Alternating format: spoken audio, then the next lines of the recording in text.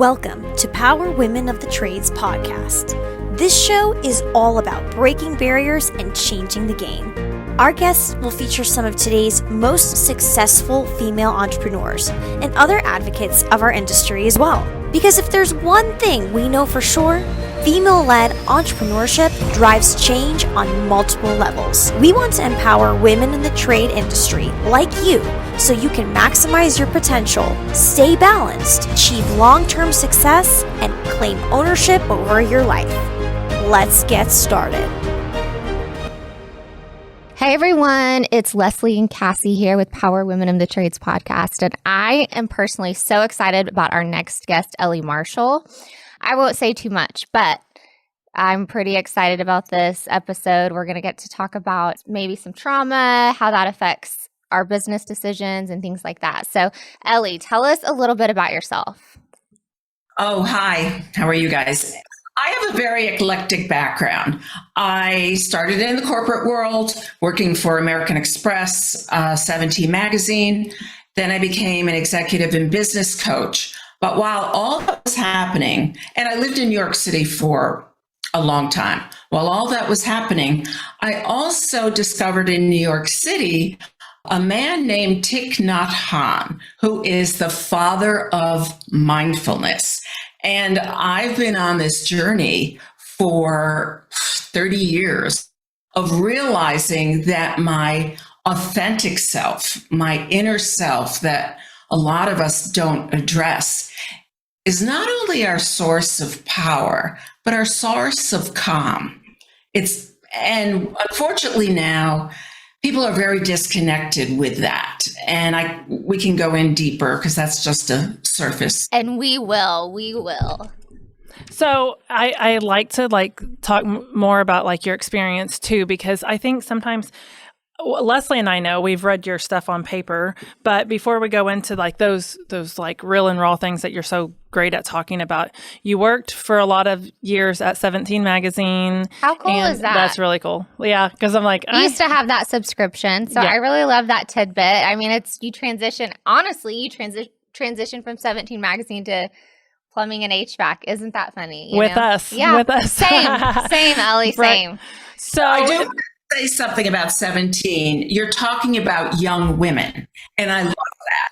The whole development of young women. So that really resonated with me. Yeah. And so then, but now I know there's a lot of things or some other things that we might miss there, but now you are actively coaching women that are working in HVAC and plumbing companies, correct?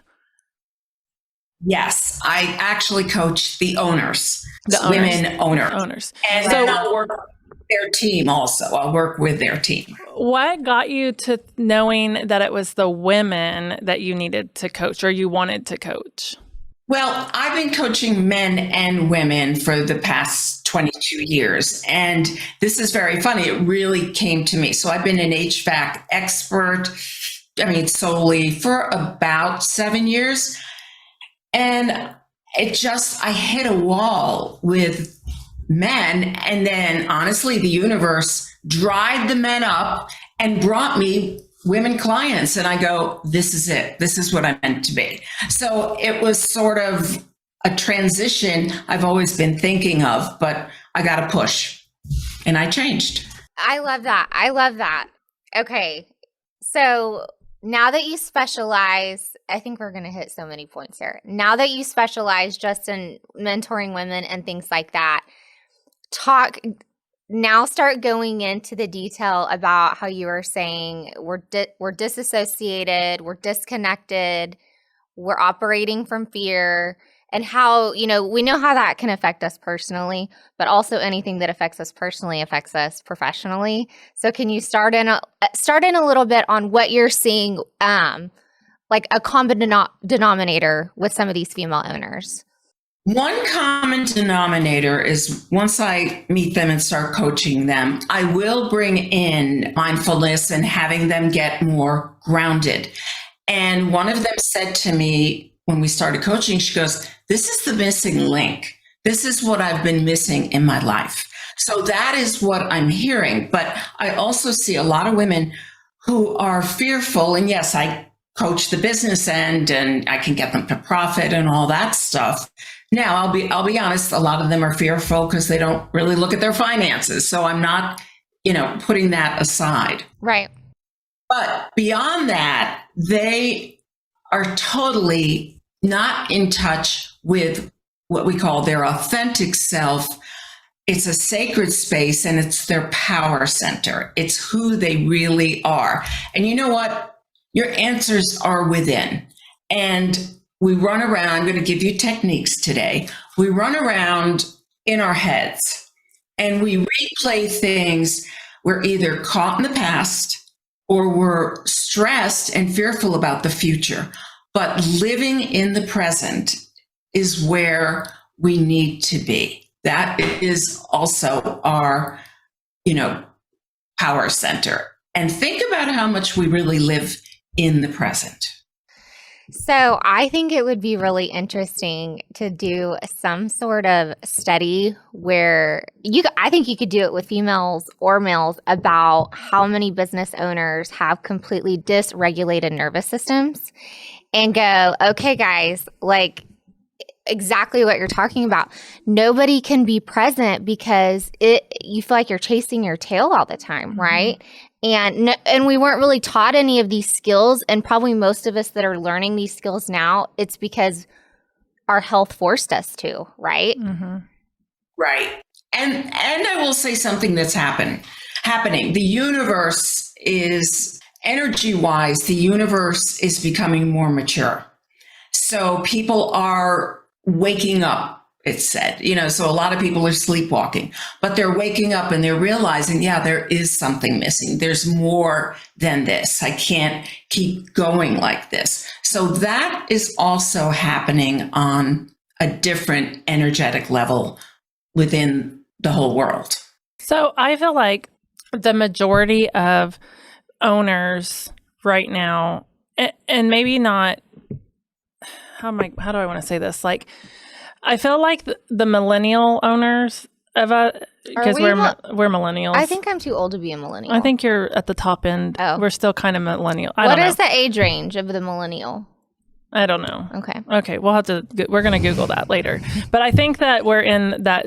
But maybe not. But this group of the people that are currently like 35 to 50. Okay, we are programmed. We started with like technology, when computers and all that was coming out, and we're programmed to like run, drive production, drive this, drive that, drive whatever. And I often find, like, when you're talking about being present, I have a hard time being present because I feel guilty if I'm present. I feel guilty if I'm not present. But then I feel guilty if I am present, because then that means that I'm not doing something I should be doing. For example, yesterday I stayed home, and because I just didn't feel well, I just didn't feel 100%. And then I laid in the bed and cried, and I could cry about it now because I felt so guilty that I didn't go to work today. And I own the freaking company, and I have the right to do that. And I have the right to give myself that break. But then I can't, because what if someone needed me? And I was fine to not be there yesterday, but we put all this pressure on ourselves because of this.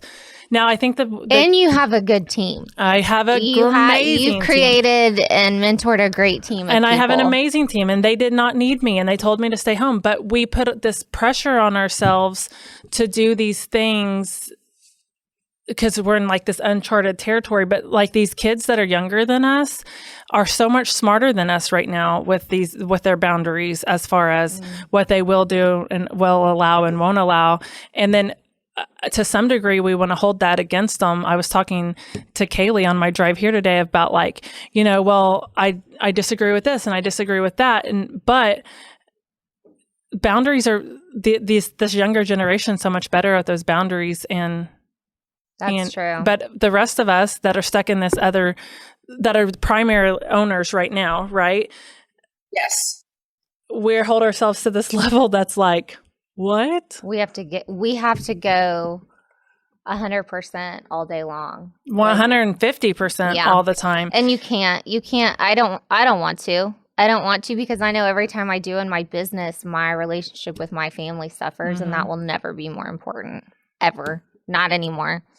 But when you're going that speed, Are you really present? No. That's the question to you. No.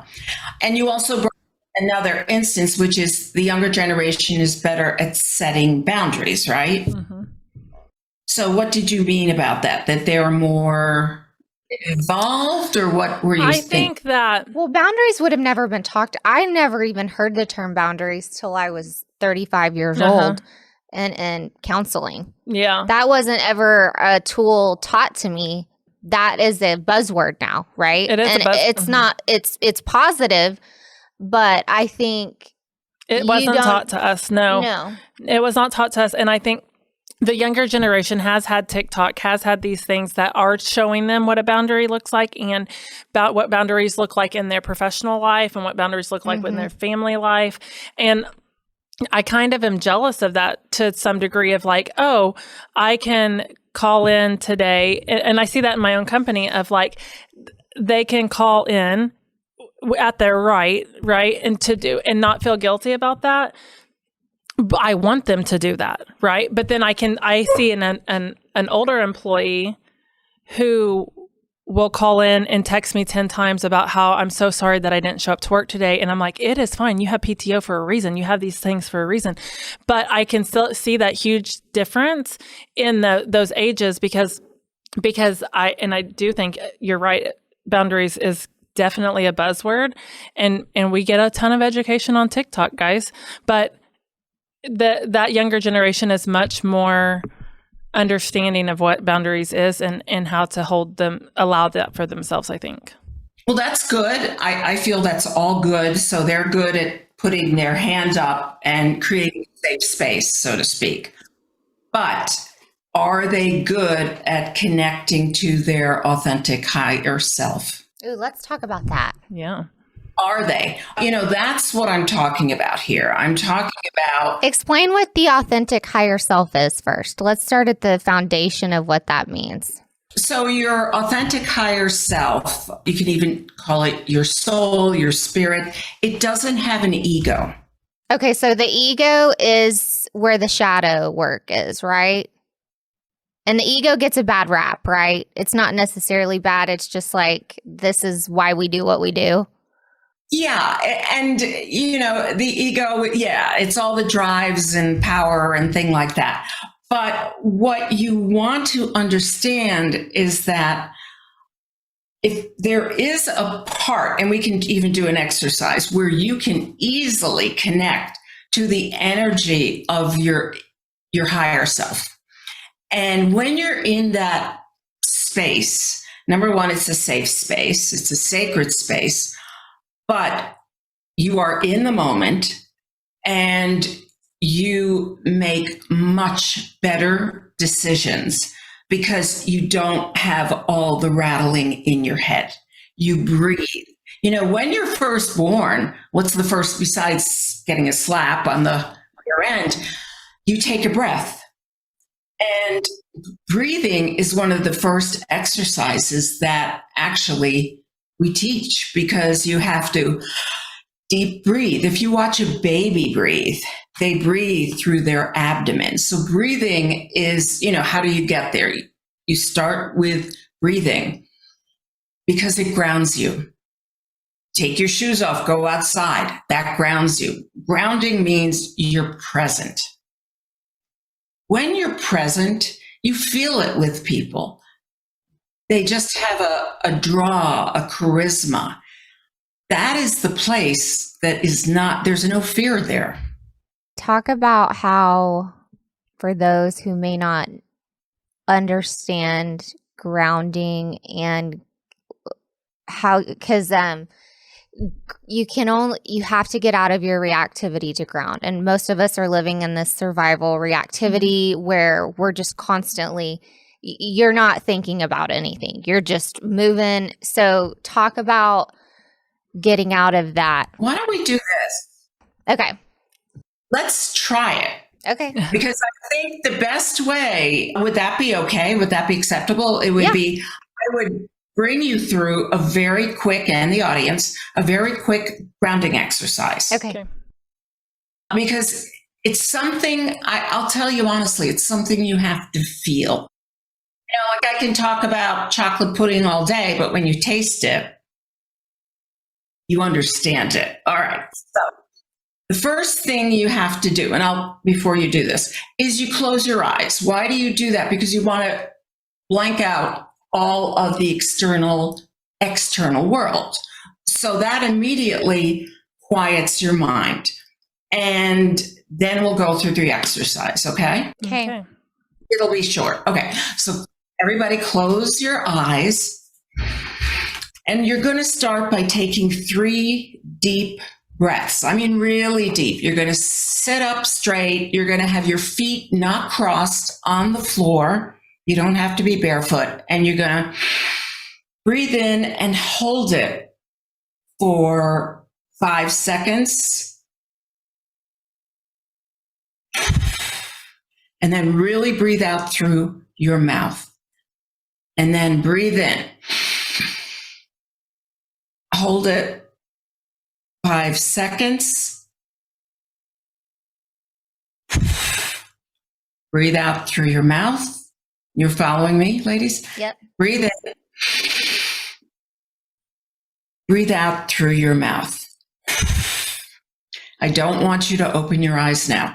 I want you to take your hands and act like you're putting them around something, and you're going to put them around a gorgeous, clear, crystal quartz from the earth. You're going to put your hands around this. It feels very good. It's very grounding. And now you're going to just leave that suspended in front of you. And you're going to be handed a gold cord. You can take either hand, it doesn't matter. You're going to wrap that cord around the around the quartz. And the other part of the cord, you're going to wrap around your waist. So let's do that. Let's take our quartz. Let's wrap our gold cord, tie a pretty bow. Then take it around your waist. Now, you're going to take that quartz and you're going to throw it into the ground. Throw it into the ground. You are sending it to the center of the earth.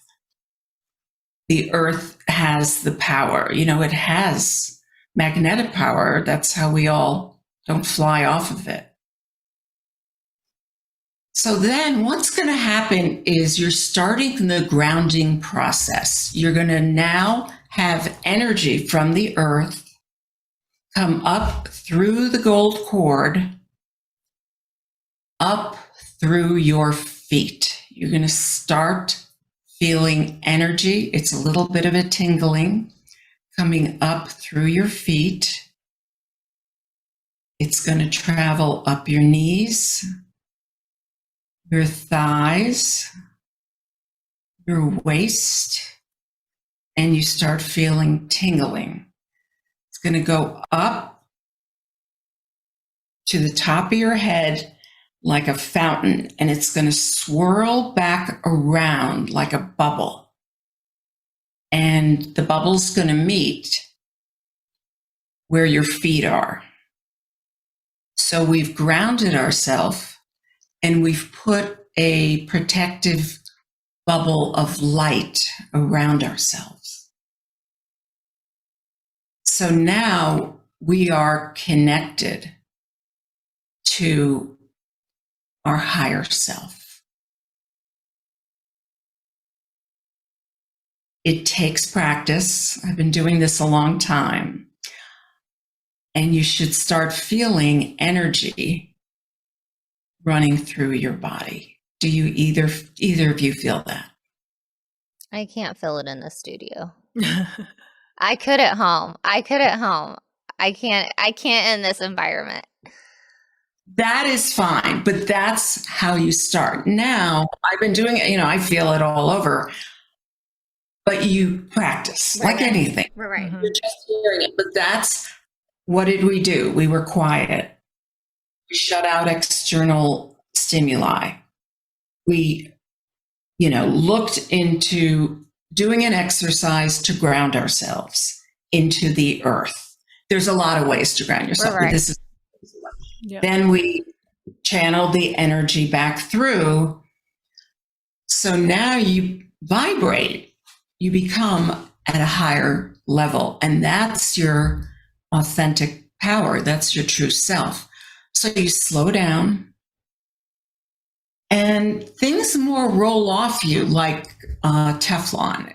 It's not as, right now in society, everything is so, everything is a trigger, everything is fear, but this puts a sea of calm around you, and you're able to be a much better business person, a leader, worker. So some of your owners that you're working with, and you're teaching them these grounding exercises, and probably, I'm guessing, you give them homework to do or a way to implement. What is their initial feedback? Are they like, this is crazy? We're going to believe you, but this feels crazy. Well, because I can tell you right now, and like I know a lot of people, okay, first of all, so I fully did the exercise.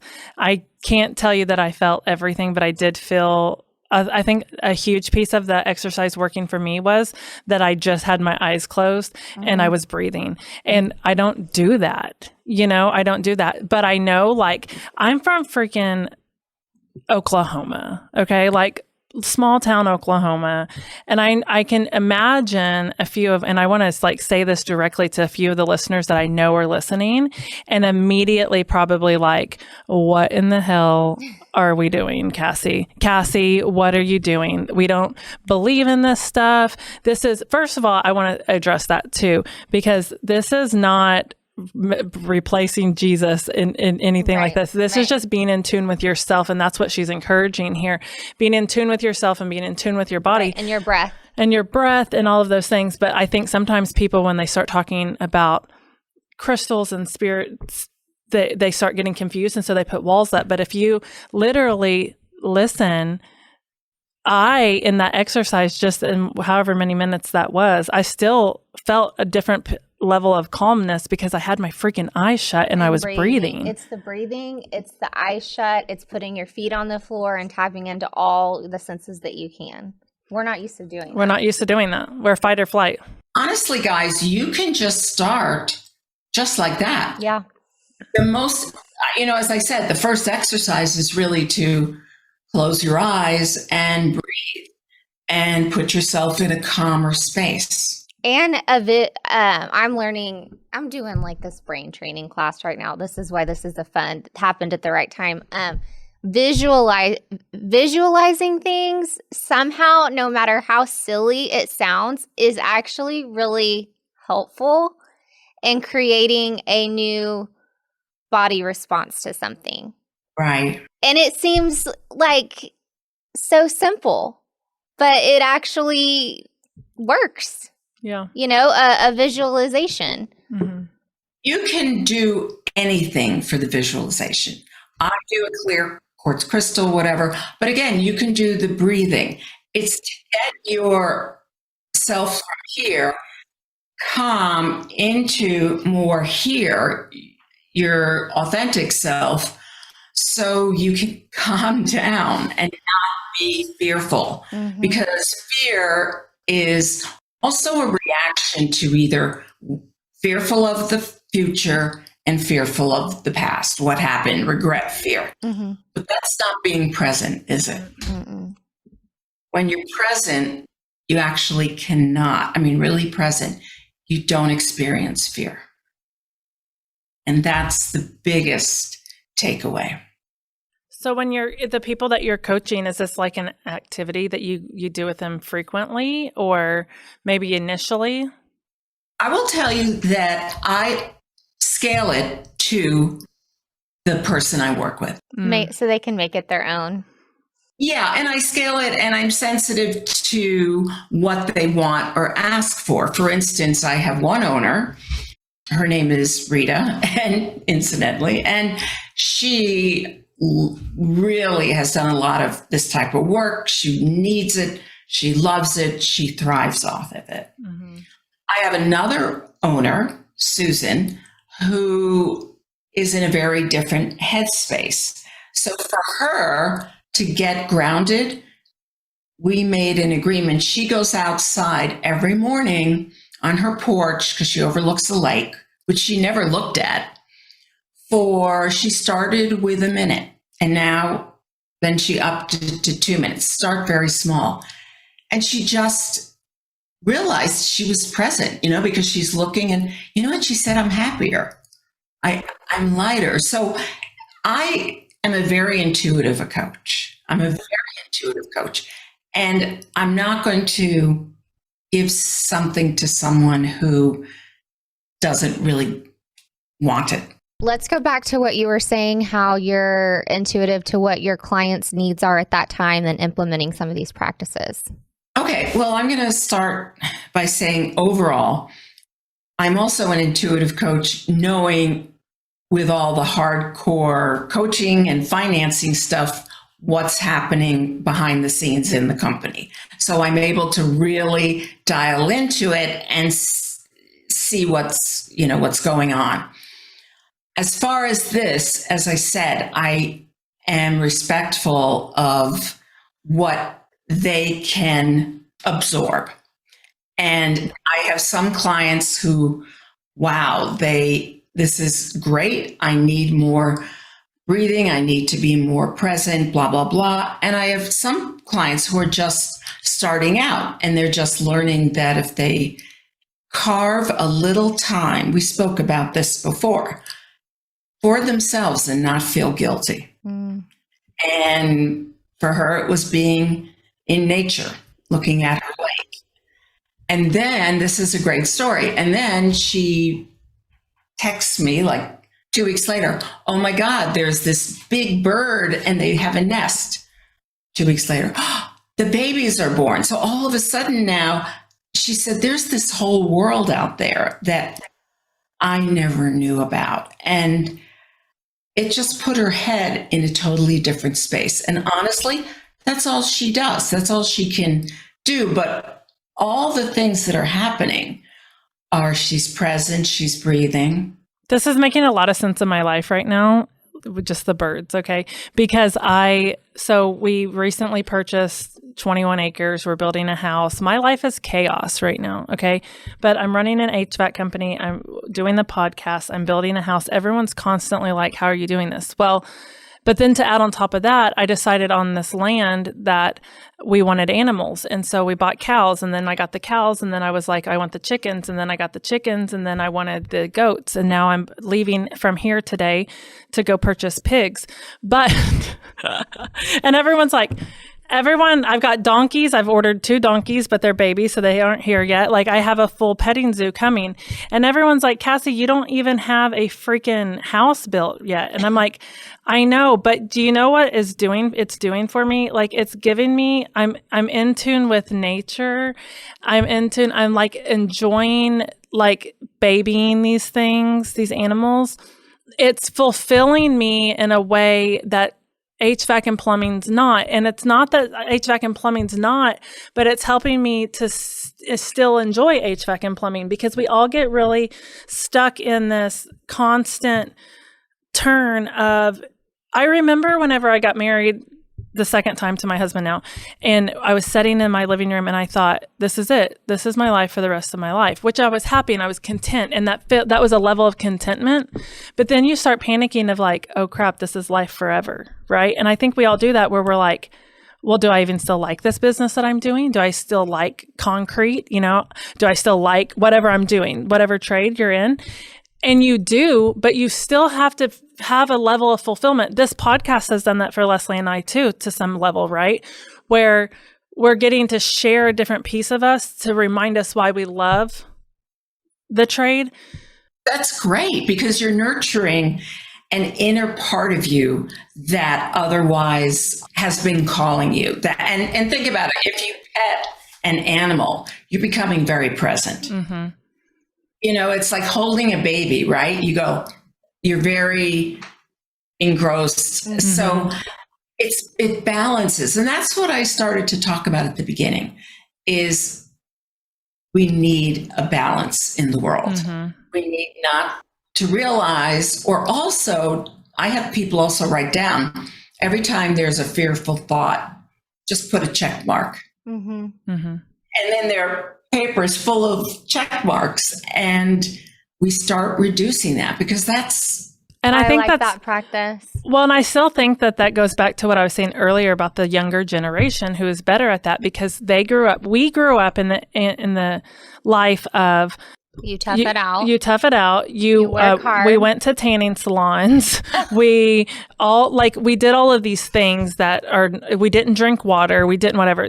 This generation is all about skincare and all about taking care of themselves and all about self-care and all about hydration and all about, that's where I say that they've created a better balance than we have as this whatever generation we are. We think we might be millennials. We might not be. I'm older than you. I think I'm in a different one. I don't know. I'm going to Google it here in a minute. Let me Google it right now, just because it's going to drive me nuts. But you see what I'm saying? So like they are kind of more in tune with self-care than we are. We kind of have to force self-care. And then when we do the self-care, we feel guilty about it.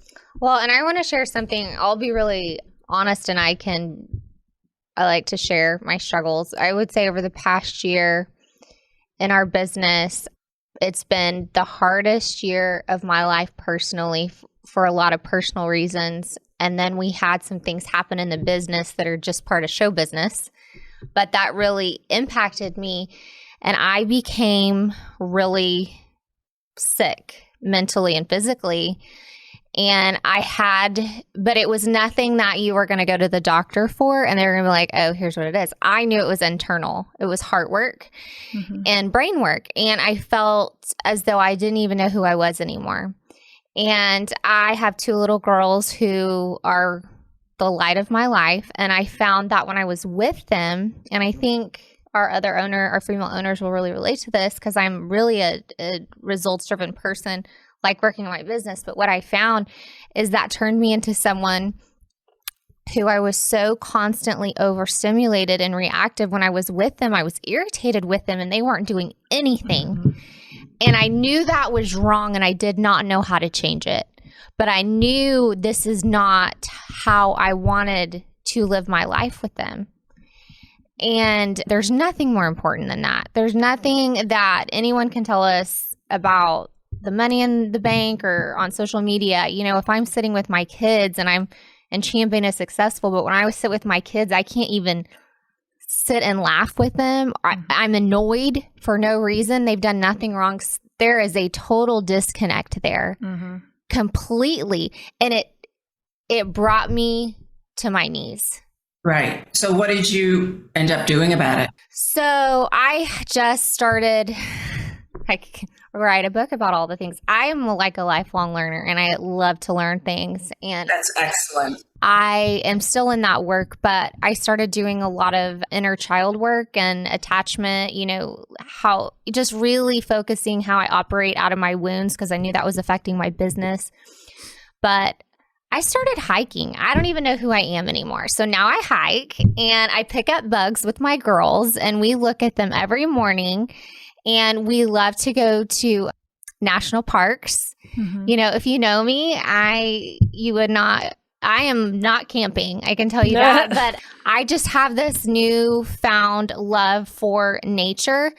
And I don't know where that came from, but I ground and I listen to the birds. And we have a bird feeder and now we're researching birds. And I'm like, oh my gosh, that is a golden finch outside. That one hasn't been here. It's funny though, but the things that I notice now, because the business is the business, it's going to go, like we're at a point now, it's going, right? It's going to go with me or without me. It needs me. But I find myself able to sit and laugh with my children, whereas before I would be going, oh my gosh, we got a 1-star review, or Brent and I fought about how he did something. And it was constant. And I was like, my cortisol got so high. I wasn't sleeping. I couldn't breathe. I didn't even know what diaphragm breathing was, right?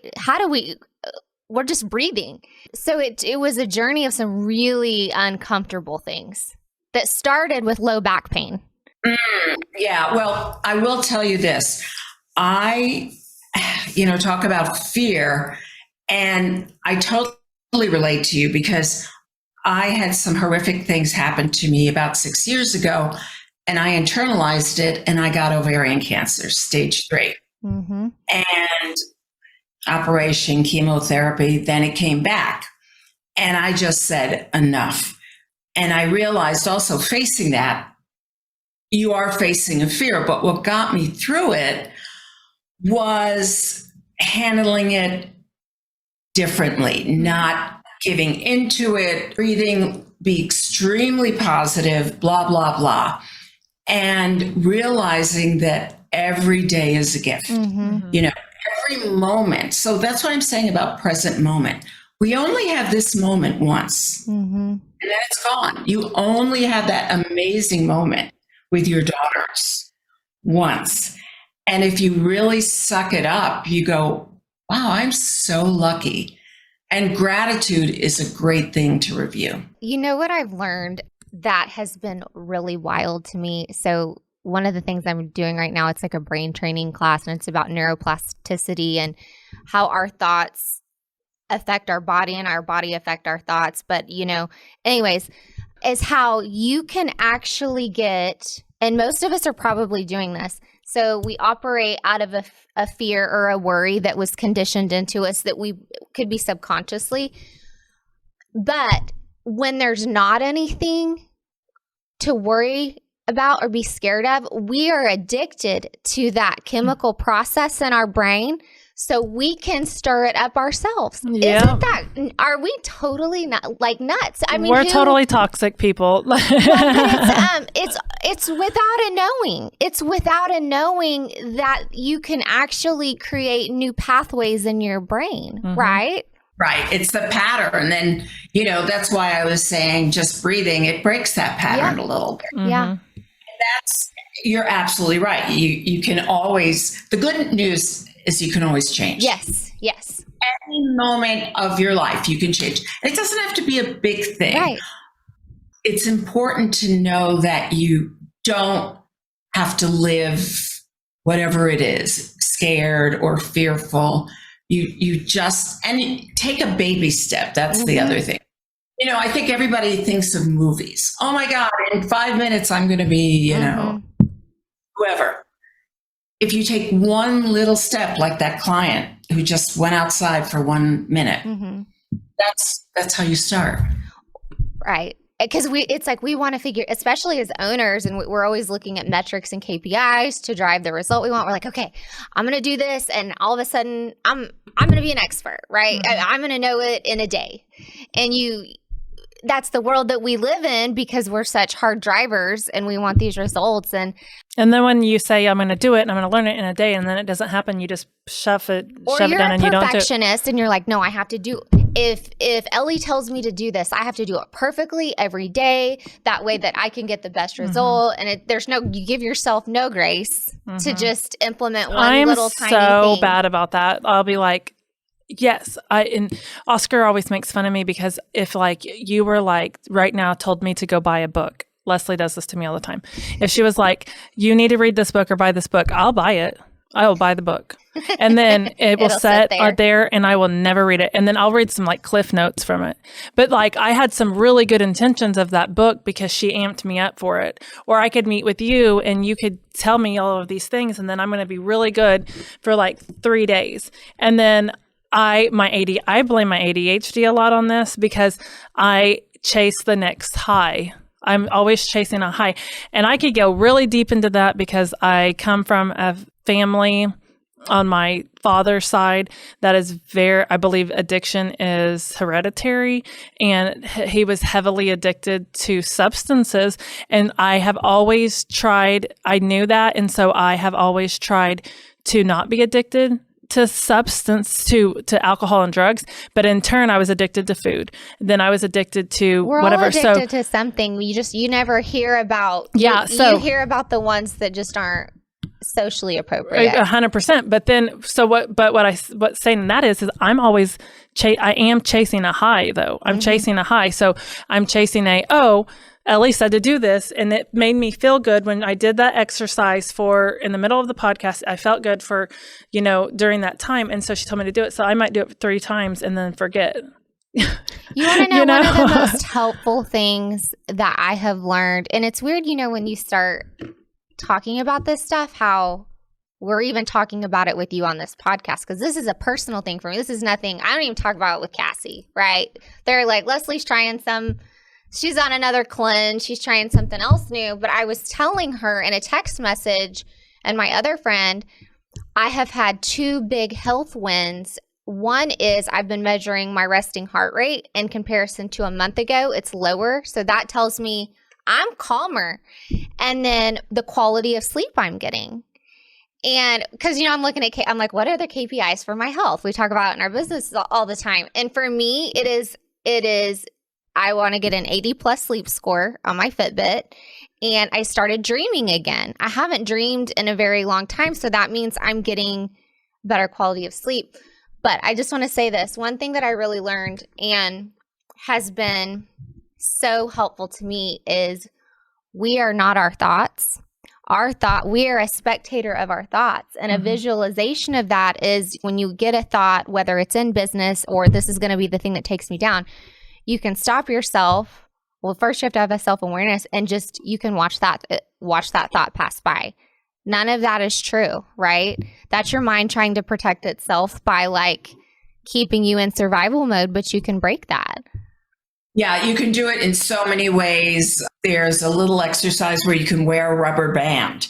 And every time your thoughts go there, you just pinch the rubber band and boom, it brings you back. You can imagine a stream and you take the thought and you crumple it up, that piece of paper, throw it in the stream.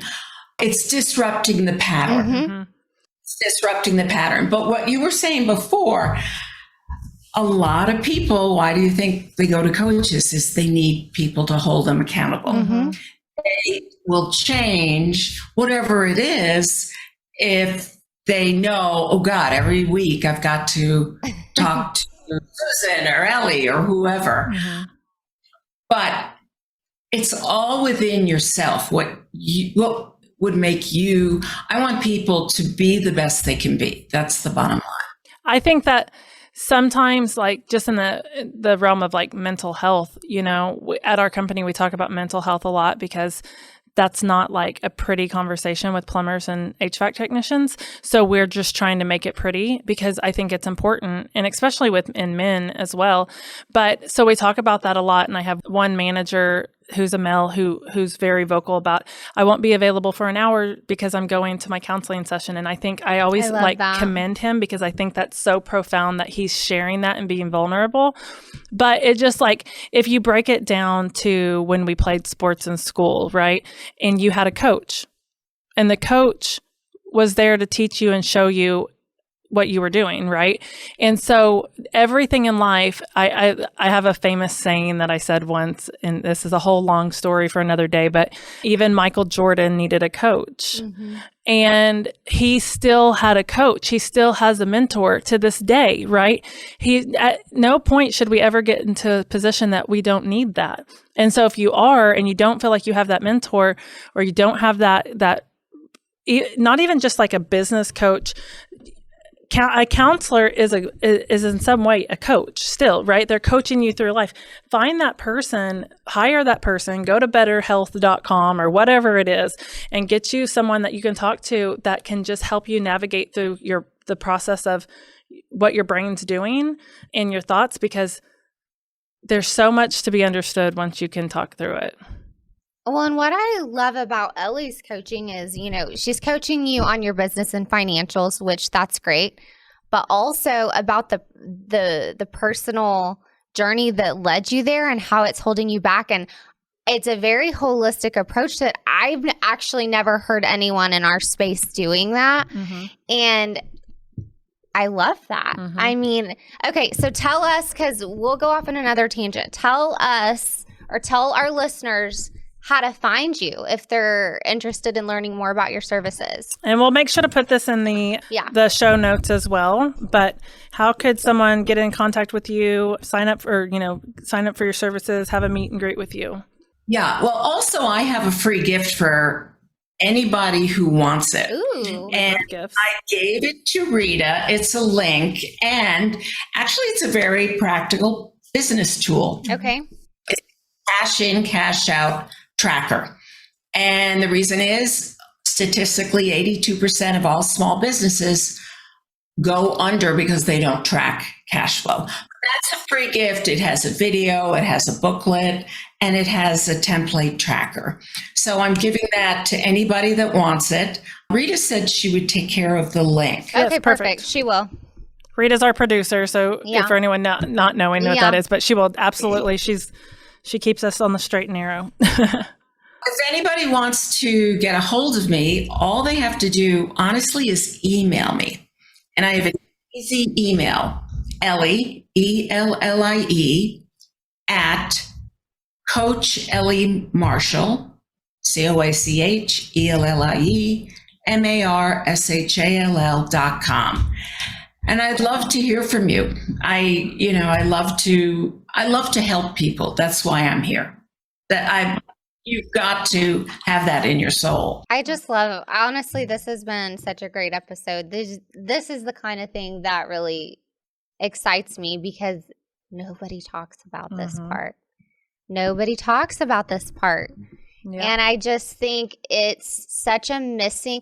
Well, it's the same thing as when you go to the doctor and nobody's treating the root cause, right? It's like, who cares if your business is successful if you are dying inside and you're suffering? Yeah, you're falling apart. And I get that a lot where people are falling apart. Yes. And it's getting them, and as I said at the beginning, getting them back to their authentic self, because that's their power source. And they've maybe never had the tools or it's never even been talked about that was important. So honestly, this has been so fun. We'd love to have you back on. We could maybe even get into more granular topics. I think that would be really fun too. Yeah. Awesome. You have anything else? No, we are so thankful that you spent some time with us this morning, and I know that this is going to be huge for our listeners for sure too. So thank you so much, and we look forward to talking to you again soon. Awesome. Thank you, Ellie. Have a good rest of your day. This has been Power Women of the Trades. Like what you hear so far? Leave us a review in Apple, and make sure to listen to our other episodes wherever you enjoy listening to your podcasts. Thanks for listening, and we'll catch you on the next one.